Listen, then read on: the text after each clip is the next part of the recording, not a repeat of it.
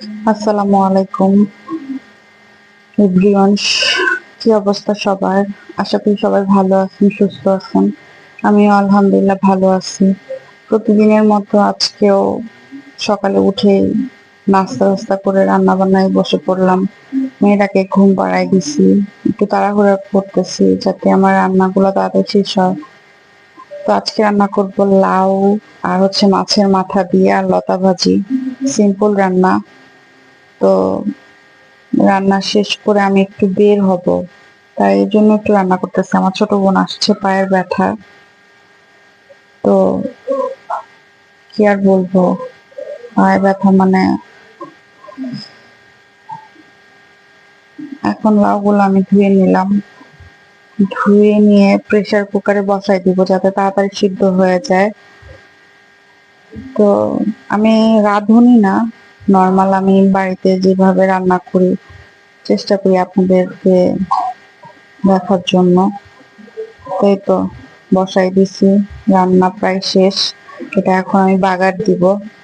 তো জানি না কে কিভাবে রান্না করেন, আমি এইভাবেই রান্না করি। লাউটা আসলে রান্না শেষ করেই আমি বাগারে দিই। আমার মনে হয় এতে মজা হয়। আর নর্মালি আমার মুখে যদি মজা না লাগে, আমার মনে হয় কি কারো কাছে মনে হয় মজা লাগবে না।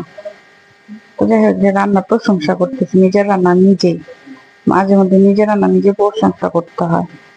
অবশ্য আমার জামাই বলে যে আমি ভালোই রান্না করি, কিন্তু আমার জামাই না, যে খেয়েছে সে, তারা সবাই বলে। যাই হোক, রান্না শেষ। এখন রান্নাঘর পরিষ্কার করব, কারণ আমাদের রান্নাঘর এটা একটা জায়গা না, এটা হলো ঘরের হৃদয়। এখান থেকে পরিবার প্রত্যেকটা দিনের খাবার তৈরি হয়। তাই রান্নাঘর পরিপাটি ও পরিষ্কার রাখা শুধু সৌন্দর্যের বিষয় না, এটা স্বাস্থ্য ও নিরাপত্তার ব্যাপার।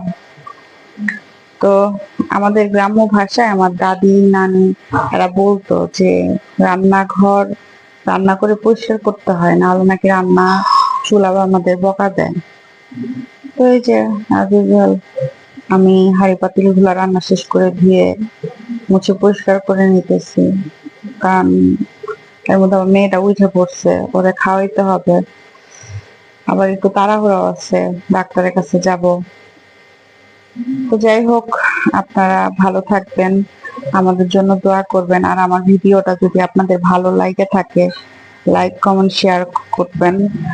আর আপনারা অনেকে হয়তো প্রশ্ন করতে পারেন আমার আহ রান্নাঘরটা অন্ধকার কেন। আসলে আমি আমার খুব কম দামের একটা ফোন দিয়ে ভিডিও গুলা করি নর্মাল। এখানে লাইটিং টাইটিং এর কোনো ব্যবস্থা নাই। আমি করব, আশা করি আস্তে আস্তে সবকিছুই করব।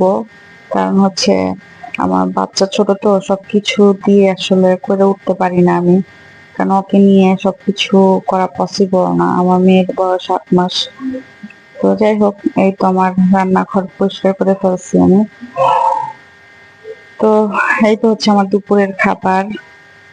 তো আপনারা সবাই ভালো থাকবেন, আমাদের জন্য দোয়া করবেন। আমি আপনাদের জন্য দোয়া করবো যেন আপনারা ভালো থাকেন।